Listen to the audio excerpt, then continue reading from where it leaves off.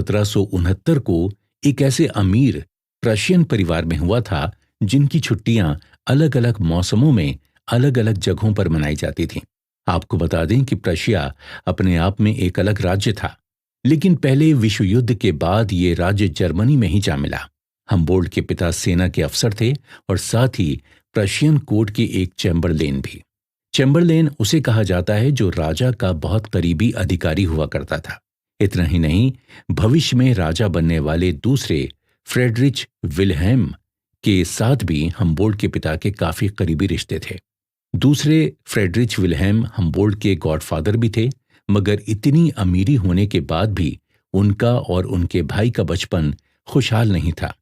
महज 9 साल की उम्र में हमबोल्ट ने अपने पिता को खो दिया और उनकी मां कभी अपने बेटों की हमदर्द बन नहीं पाई। अलेक्जेंडर की मां ने उन्हें पढ़ने के लिए प्रशिया के सबसे अच्छे टीचर्स को अपॉइंट किया। मां के साथ करीबी रिश्ता न बन पाने की वजह से अलेक्जेंडर की जिंदगी में एक पिता की कमी हमेशा खलती रही। पिता न सही, पर उन्हें अपनी जिंदगी में एक पिता जैसे किसी इंसान की जरूरत जरूर महसूस होती थी। ऐसा ही एक इंसान उन्हें मिला, गॉटलोब जोहन क्रिश्चियन कुंत के रूप में, जो उन 2 भाइयों के टीचर हुआ करते थे। अलेक्जेंडर की एक बेहद अजीब आदत थी, जिसकी वजह से उनके घर वालों ने उन्हें अलग से एक नाम तक दे दिया था। वो घर से निकलते थे पूरी कंट्री साइड की एक सैर पर, मगर कभी भी खाली हाथ वापस नहीं आते थे। हमेशा उनकी शर्ट या पैंट के पॉकेट्स में कीड़े मकोड़े भरे हुए होते थे। इसलिए उनके परिवार ने उन्हें द लिटिल अपोथेकेरी कहकर बुलाना शुरू कर दिया था। अपोथेकेरी का मतलब होता है दवा बेचने वाला। अलेक्जेंडर के पॉकेट्स को देखकर लगता था कि वो दवा बनाने के लिए जड़ी बूटियां लेकर आए हैं। हालांकि इससे अलेक्जेंडर को कुछ खास फर्क नहीं पड़ता था। उनका मन तो नेचर की अलग अलग चीजों में ही लगा रहता था। एक बार जब किंग फ्रेडरिक द ग्रेट ने उनसे पूछा कि तुम्हारे नाम से तो ऐसा लगता है कि तुम पूरी दुनिया जीत लोगे, तुम्हारा इरादा क्या है? इस पर छोटे से अलेक्जेंडर ने जवाब दिया कि हाँ सर, दुनिया तो मैं जीतूंगा, मगर तलवार से नहीं, अपने दिमाग से। हमबोल्ट अपनी जवानी में काफी गुड लुकिंग थे। अपने अंदर चल रहे डर और नर्वसनेस को छुपाने के लिए वो हमेशा अपने आप को बहुत एम्बिशियस दिखाते थे। वो आसानी से किसी से दोस्ती भी नहीं करते थे, इसलिए काफी अकेले हो गए थे। आपको ये जानकारी भी शायद हैरान कर दे कि हमबोल्ट और नेपोलियन बोनापार्ट का जन्म एक ही साल में हुआ था।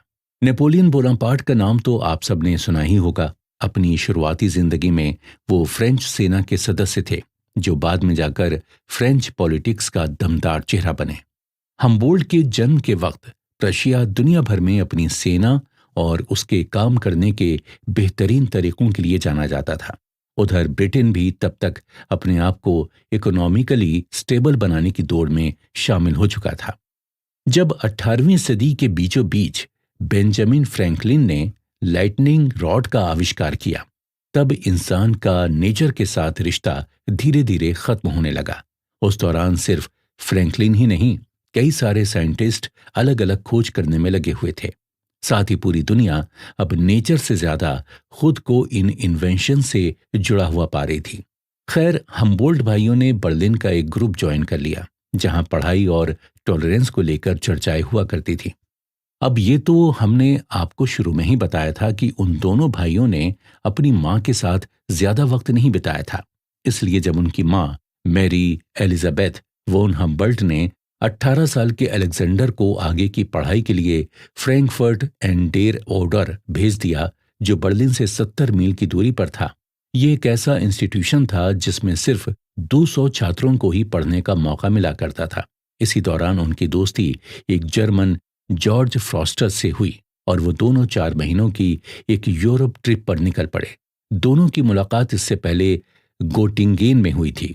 साल 1790 में दोनों इंग्लैंड, नीदरलैंड्स और फ्रांस गए और वहां की दिलचस्प चीजों का अनुभव लिया। लंदन में हमबोल्ट की मुलाकात कई सारे बोटानिस्ट्स और आर्टिस्ट से भी हुई। बोटानिस्ट उन्हें कहा जाता है जो पेड़ पौधों की पढ़ाई करते हैं और उन्हीं पर रिसर्च भी करते हैं। इन आर्टिस्ट में कैप्टन विलियम ब्लिक और जोसेफ बैंक्स शामिल थे। हमबोल्ट को दुनिया घूमने की बहुत ज्यादा तलब थी और इसीलिए ऐसे आर्टिस्ट से मिलकर वो बेहद खुश और भावुक हो जाते थे जिन्होंने अपनी आर्ट की बदौलत पूरी दुनिया की सैर की हो। जब वो बहुत ज्यादा दुखी होते तो लंबी वॉक के लिए चले जाया करते थे। इससे इतना तो साफ था कि अपने मन की ना कर पाने की वजह से हमबोल्ट काफी दुखी थे। इन सब बातों का असर धीरे धीरे उनके दिमाग पर पड़ने लगा था। वो अपने दोस्तों को बेतुकी सी चिट्ठियां लिखा करते थे। इन चिट्ठियों में उनकी माँ के बारे में भी लिखा होता था। अपनी माँ की बात मानने के लिए अपनी खुशियों का गला घोटने वाले हमबोल्ट अंदर से टूटते जा रहे थे। आखिर उसी साल हमबोल्ट ने हैम्बर्ग की एक ट्रेड एकेडमी में इकोनॉमिक्स और फाइनेंस की पढ़ाई शुरू कर दी। फिर जब तक ये पढ़ाई खत्म हुई, हमबोल्ट अब 21 साल के हो चुके थे। एक बार फिर अपनी माँ की बात मानते हुए उन्होंने एक माइनिंग एकेडमी में एडमिशन ले लिया, जहां उन्हें प्रशियन मिनिस्ट्री ऑफ माइंस के लिए तैयार किया जाने वाला था। ये एकेडमी जियोलॉजी की थ्योरीज पढ़ाया करती थी। यहाँ का एक प्रोग्राम खत्म करने में जहां दूसरे छात्रों को 3 साल का वक्त लगता था, हमबोल्ट ने यही प्रोग्राम 8 महीनों में ही खत्म कर लिया था। अब अपने मन में छुपी उदासी को छुपाने के लिए हमबोल्ट हर सुबह बहुत जल्दी उठकर माइंस में चले जाते थे। वहां जाकर वो उन माइंस की अच्छी तरह से रिसर्च करते और फिर शाम होते ही वापस आ जाते। आसपास की किसी चीज का उन्हें कोई ख्याल ही नहीं होता था। अपने खाली वक्त में वो पेड़ पौधों को कलेक्ट कर उनके बारे में नोट्स बनाया करते थे। साथ ही किसी भी तरह की सोशल गैदरिंग से दूर रहने वाले हमबोल्ट को आखिरकार अपनी भाई की शादी में इरफर्ट जाना ही पड़ा। लेकिन वहां भी उन्होंने अपनी रिसर्च बंद नहीं की। उन्होंने अपने फैमिली सेलिब्रेशन के साथ काम को भी मिला लिया था। कैरोलिन, जिससे उनके भाई की शादी हो रही थी, वो अपने पति के बड़े भाई को ऐसे देखकर बिल्कुल चौंक गई थी। आखिरकार एकेडमी में की गई अलेक्जेंडर की मेहनत तब जाकर रंग लाई जब उन्हें एक माइनिंग इंस्पेक्टर की नौकरी मिल गई।